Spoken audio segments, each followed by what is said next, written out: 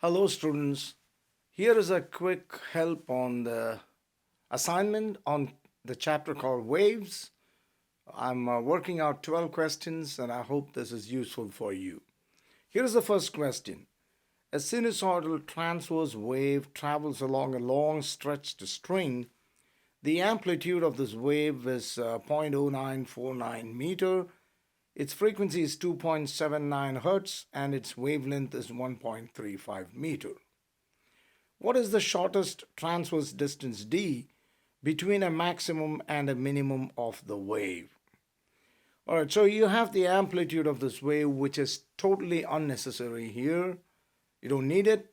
And when you're asked to find the shortest distance between a maximum and a minimum, you can see that it is actually the distance from this point, that is the maximum, and this point, which is the minimum. And that is going to be half of the wavelength.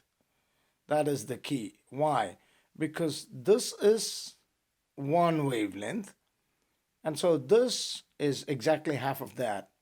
So once you know that you have to figure out lambda by 2, that's easy.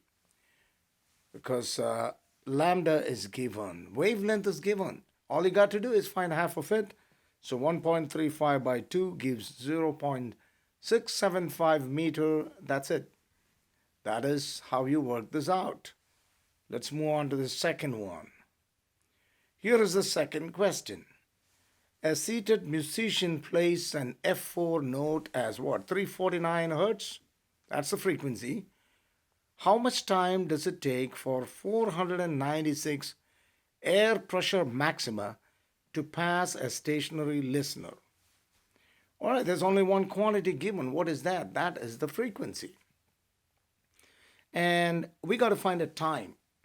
The time for what? The time for 496 waves to pass the listener.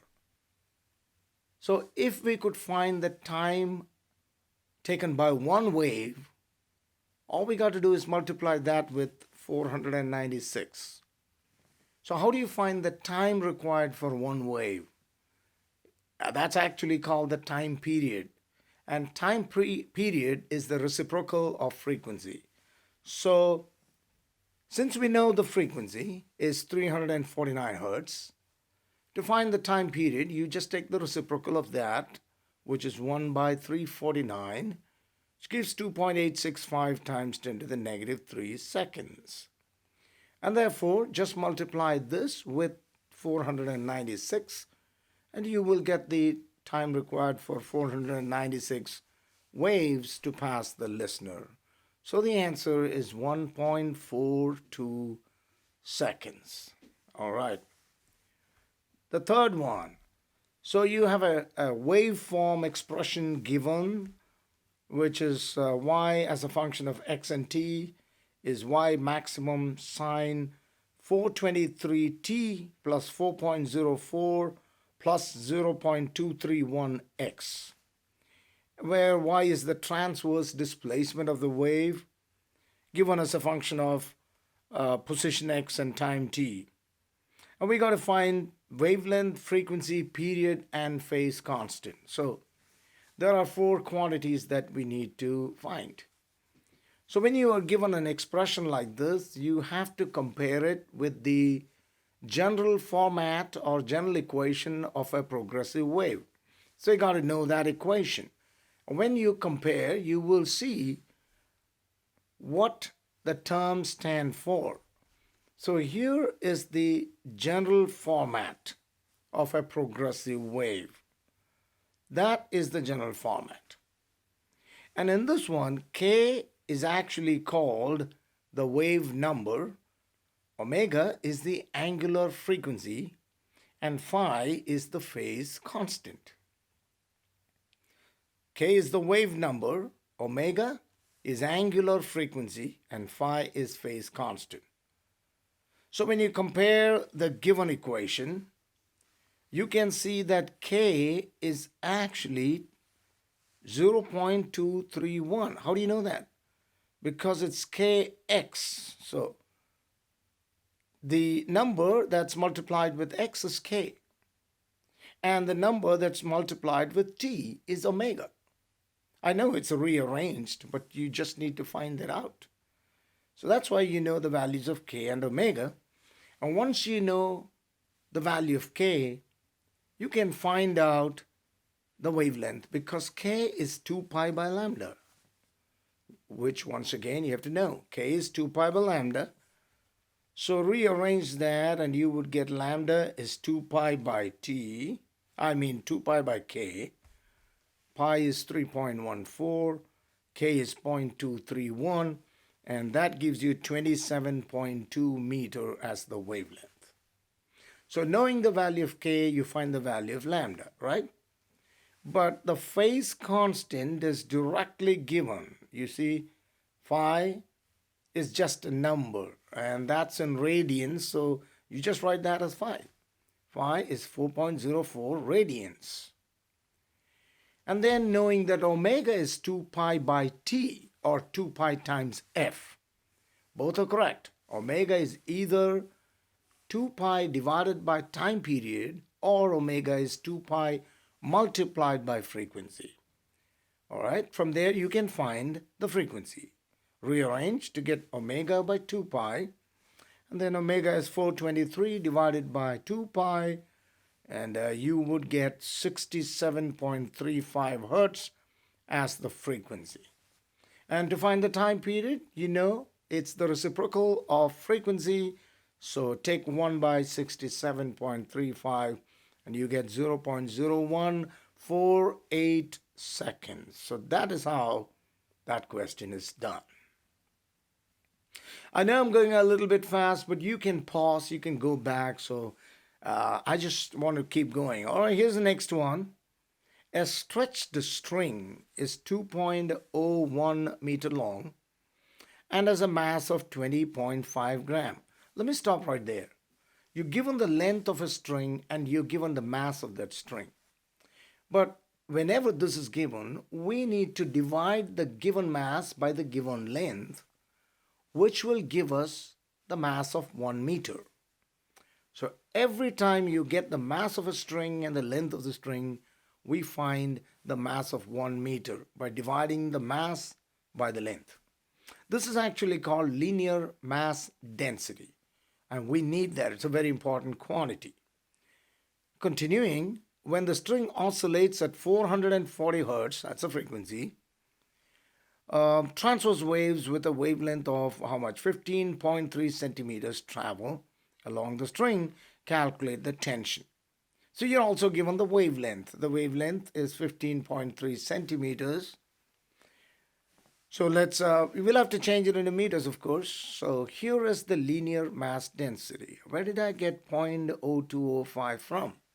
You cannot work it out in grams. You got to change it into kilograms. 20.5 grams divided by 1,000 gives you the mass in kilograms. All right, so always mass must be in kilograms. And the length is in meter, which is okay, so just divide by that number. And you get 0.0102 kilogram per meter. Frequency is given 440 hertz. So wavelength is given. It's in centimeters, so you got to divide that by 100 and you get it in meter. And knowing that velocity is the product of frequency and wavelength, multiply the two. When you multiply the two numbers, you get the velocity as 67.32 meter per second. Now, ultimately, you got to calculate what? The tension. So we use the formula that velocity of waves through a stretched string is square root ft by m. Square root ft by the little m, okay? So make ft the subject. So square both sides first in order to get rid of the root, and then make ft the subject, and then substitute the values. So you see 0.0102 multiplied by the square of the velocity, which we just found out here, and that will get us the answer. I'll give you the value of tension. 46.22 newtons. Moving along nicely. I hope so. Here's the next. Okay, a diagnostic sonogram produces a picture of internal organs by passing ultrasound through the tissue. In one application, it's used to find the size, location, and shape of the prostate in preparation for surgery or other treatment. Okay, the speed of sound in the prostate is 1555 meter per second, and the sonogram uses ultrasound of frequency 1.35 megahertz. Okay, so you have the speed and you have the frequency, but the frequency is given in megahertz. Mega is a million, so you got to multiply it with a million, which is 10 to the power 6. The density of the prostate is given, and you're looking for wavelength. So what's the idea? Once you have the velocity, the frequency, and you got to find the wavelength, that is simple. Because we know velocity, okay, that's the velocity, 1555 meter per second, frequency 1.35 megahertz. Again, that should be multiplied with 10 to the power 6. So that's 1.35 times 10 to the power 6 hertz. So mega is changed into hertz. And then rho, that's not P, okay, that's rho, which is the symbol for density. 1060 wavelength. How do you find the wavelength? We've used this so many times. Velocity is the product of frequency and wavelength. So, well, divide both sides by the frequency, so you separate the wavelength, which means the wavelength is velocity divided by frequency, isn't it? Velocity is 1555 divided by the frequency, and usually the wavelengths are really small, so you're getting 1.15 times 10 to the negative 3 meter. That's a wavelength. Did you need the density to do that? No. It's given for the second part of the problem, okay? So what's the wavelength? We did that. Now here's the second part of the question. What is the bulk modulus B for the prostate gland? Velocity is given by square root of the bulk modulus by density. That is the formula that we're using.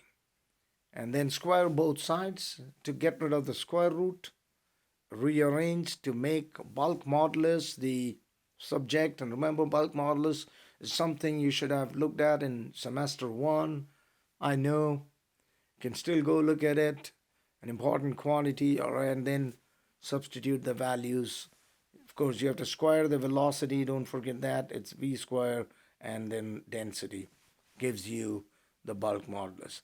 And bulk modulus is usually very high. That's why we get 2.56 times 10 to the power 9 Newton per meter squared.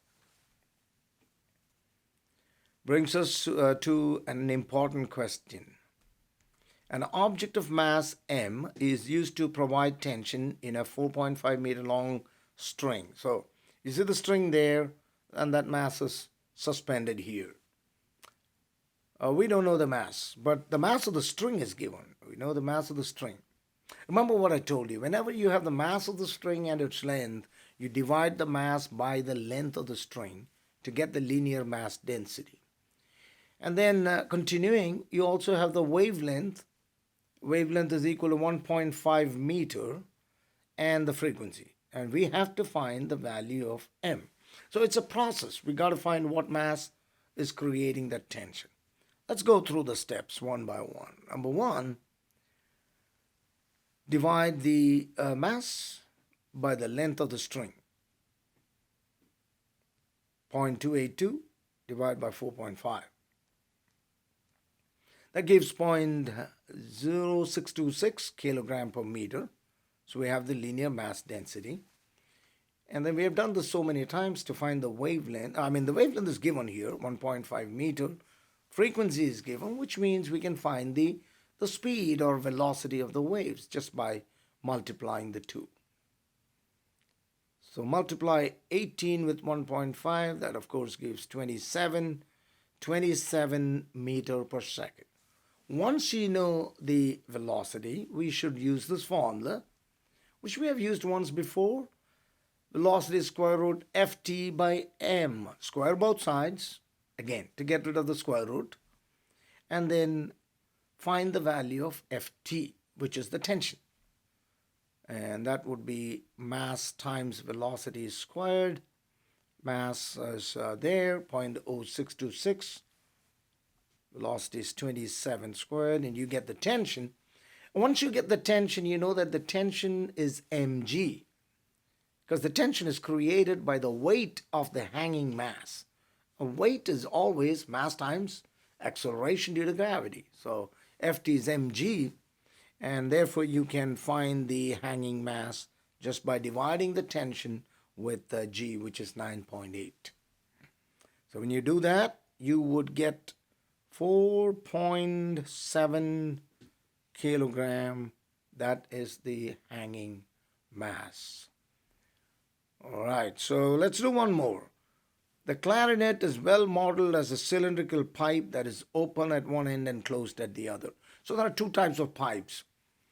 If both ends are open, it's called an open pipe. So this is a closed pipe, because it says one end is open, the other is closed. So that's a closed pipe. You have to know the differences between the open and the closed pipe.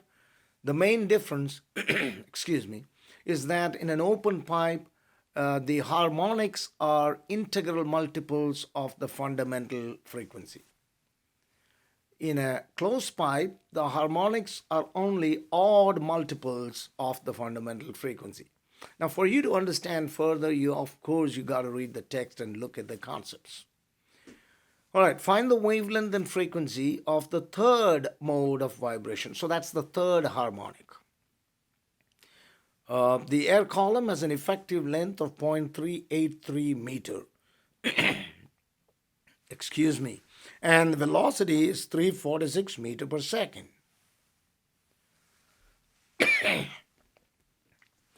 Okay, so you have to find the frequency of the third harmonic. In this case, for a closed pipe, the frequency of the nth harmonic is given by this formula, NV by 4L. N is the number of the harmonic, which, because it's a closed pipe, can only take odd numbers, odd values. And then you have the velocity of sound and the length of the pipe.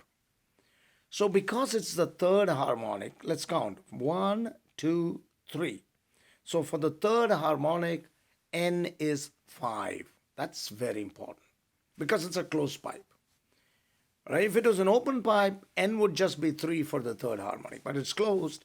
So we just put the value N as 5, substitute, everything else is given, and the problem is done.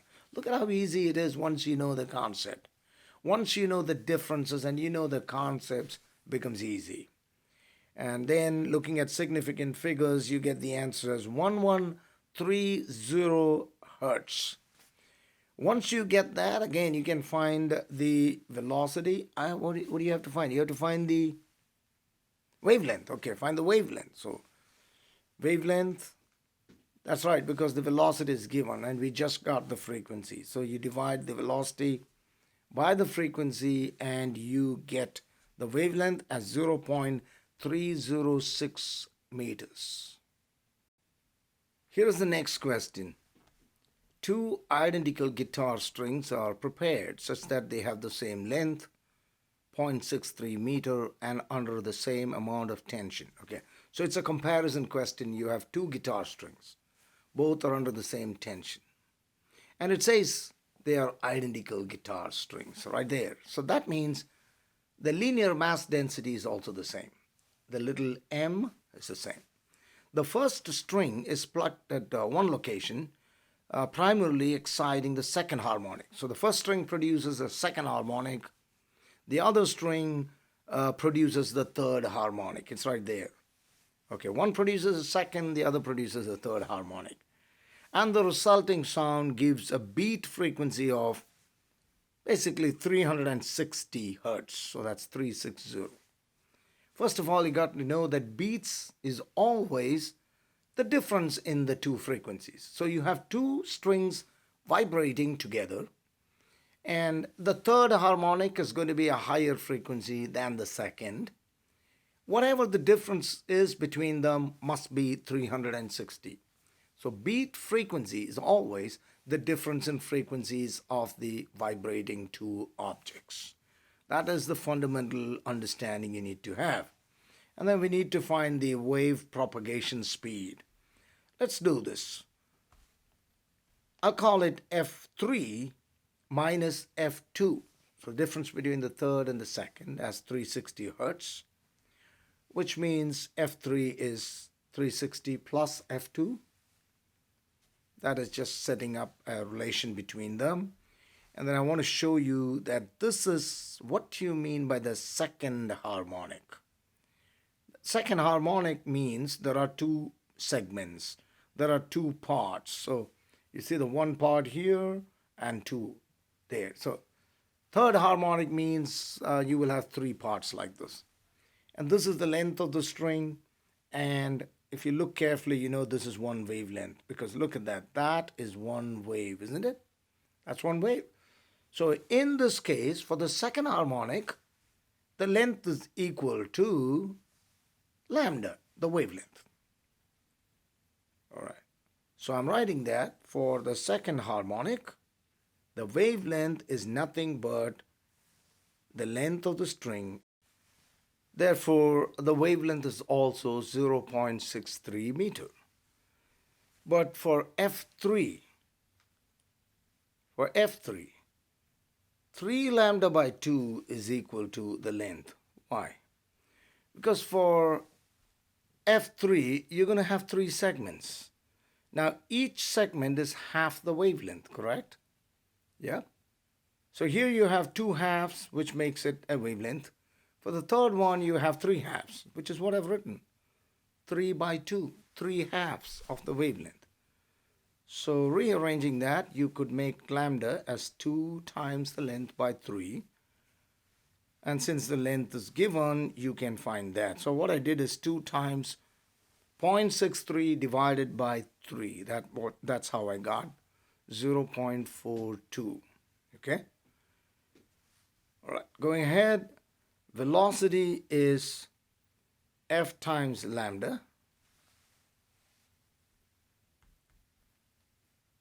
So F2 times 0.63, because I know lambda is 0.63 and F2 is the frequency.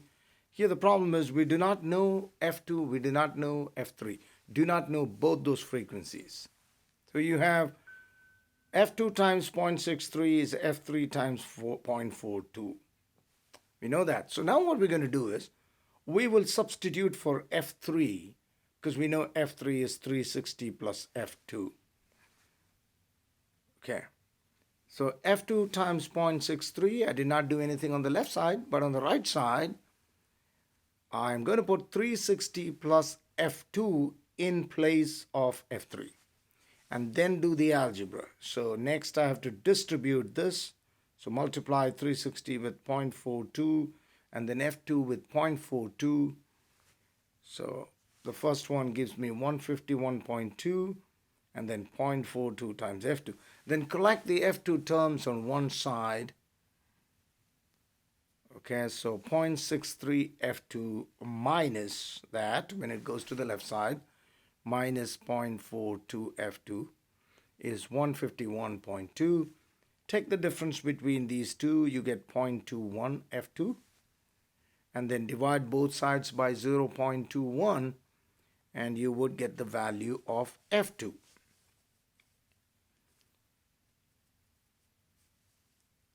So once you get the value of F2, you need not even find F3 because now you have F2. Just multiply it with its corresponding wavelength. What is the wavelength for F2? 0.63. So that's why you multiply 720 with 0.63 and you have the answer. Now that's an important question which had many steps including some algebra there. All right, I hope you got it. Here is the next question. the intensity of a certain sound at your eardrum is 0.0040 watt per meter squared. Intensity. See, when you look at the unit, intensity is power divided by area. Intensity is power by area. And then you're asked to calculate the power, giving you the area. That's simple. But you got to know that intensity is power over area. But you also have to be careful. Millimeter squared is not acceptable. You have to change it into meter squared. So first of all, I is P by A. So P is I times A. I is the intensity given in proper units. So that's fine. I'm just substituting the value of I. But how do you change millimeter square into meter squared? 1 meter is 1,000 millimeter. But when you convert millimeter square, you got to go 50 into 10 to the negative 6y. I'm showing you 1 millimeter squared is 1 by 1,000 times 1 by 1,000, which makes it 1 by a million. 1 by million is nothing but 10 to the power negative 6. Okay? Yes. 1 by million. So that's why it's written as 50 times 10 to the negative 6. Be careful on that. And when you do the math, you get 2.0 times 10 to the negative 7 watts, which is the power. Brings us to the last question. Remember, I'm not doing all the homework questions, and these are with different numbers, so you still have to look at this, understand it, and then work it out with the numbers that you get on the homework. And these are the tougher questions, and it's not all of them, but it's most of them, okay? And this should help you a lot. Not just for the homework, but also for the exam. So the last one. The last one deals with what's called the Doppler effect. The Doppler effect, for you, you just have to understand that if a source of sound is coming towards a listener, the frequency increases. The frequency of sound produced by the source, like an ambulance blowing its horn, is coming towards an observer or a listener. The driver of the ambulance will hear the actual frequency produced by the siren, but the observer or the listener on the roadside will hear a higher frequency. So the frequency actually does not change. It's just a perception. It appears to have changed. So that's called the Doppler effect. Why does it appear to have changed? Because the source of sound is moving. And if it's moving towards, it goes up, or it looks like it's gone up. And once the ambulance passes and goes away, the frequency is perceived to be less. So that's very important. If the source comes towards the listener, the perceived frequency goes up. If the source goes away from the listener, it goes down. So that is a diagram that should help you understand a little bit. That's the listener. I know, but yes, that's the best I could do. The source moving towards the listener. And here is the formula that you have to know. Let me explain the terms. And before I do that, do you see that I've put it as plus and minus on top, minus plus below? All right. F is the actual frequency of sound. This is the velocity of sound. V is the velocity of sound, but V sub L is the velocity of the listener. And V sub S is the velocity of source. In this problem, it says, as you stand.